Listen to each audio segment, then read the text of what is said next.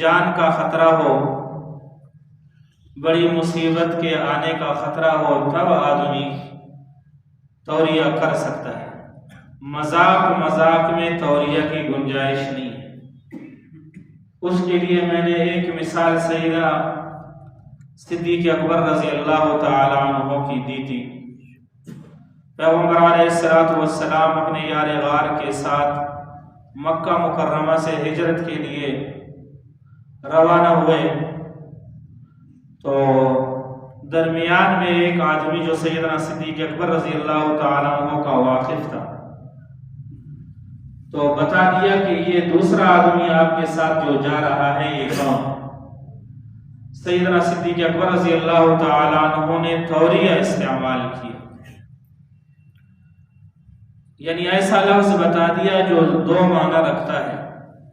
ایک اس کا حقیقی معنی ہوتا ہے، دوسرا اس کا وہ معنی ہوتا ہے جس میں دوسرے آدمی کا ذہن دوسری طرف لے جانا پڑتا ہے۔ ذو معنیین۔ سیدنا صدیق اکبر رضی اللہ تعالی عنہ نے فرمایا ھذا الرجل یہدینی سبیلا، یہ ایسا آدمی ہے جو میری رہنمائی کرتا ہے۔ اس زمانے میں جو لوگ دوسرے ممالک جاتے اگر ان ممالک سے یہ واقف نہ ہوتا تو دوسرا بندہ صرف اسے وہاں تک پہنچا کے آتا۔ سیدنا صدیق اکبر رضی اللہ تعالی عنہ کا اصل مقصد یہ تھا کہ یہ پیغمبر علیہ السلام ہے، مجھے جنت کا راستہ بتاتا ہے، ہدایت کا راستہ بتاتا ہے، اللہ تبارک و تعالی کی رضامندی کا راستہ بتاتا ہے، مگر اس آدمی نے یہی سمجھا کہ یہ راہنما ہے، یعنی علاقہ دکھا کے پہنچا کے واپس آتا ہے۔ اس کو کہتے ہیں توریہ۔ توریہ تبھی جائز ہے جب جان کا خطرہ ہو، بڑی مصیبت کے آمد کا خدشہ ہو۔ قاسم العلوم والخیرات سیدنا مولانا محمد قاسم نانوتوی رحمہ اللہ کے بارے میں آتا ہے، انگریز نے اس کے بارے میں یہ اعلان کر دیا کہ یہ جہاں کہیں بھی مل جائے تو اسے گرفتار کر دو۔ اب ظاہر بات ہے انگریز برطانیہ ان کا کہاں خیر خواہ تھا۔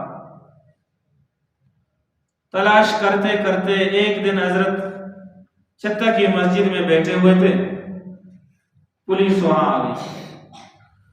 پولیس کا یہ خیال تھا کہ شاید اس کے بڑے گارڈ ہوں گے، آگے پیچھے ہٹو بچو ہوں گے، بڑے کتے جبے ہوں گے۔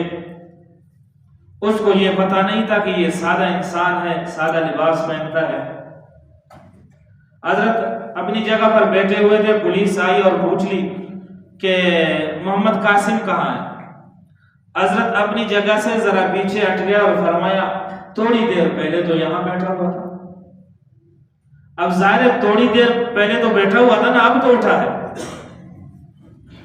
اور اس زمانے میں اس آج کی طرح کا کوئی اخبار کی ترتیب اور یہ یوٹیوب اور فیس بک اور یہ چیزیں تو نہیں تھی کہ ہر جگہ ان کی تصویریں عام ہو جائیں، تصویروں سے تو پہچانے نہیں جاتے تھے۔ تو اسے یہ خیال آیا کہ واقعی اب میں جو اطلاع مل گئی تھی کہ وہ اندر ہے، وہ تھا تو اندر مگر اب نہیں ہے۔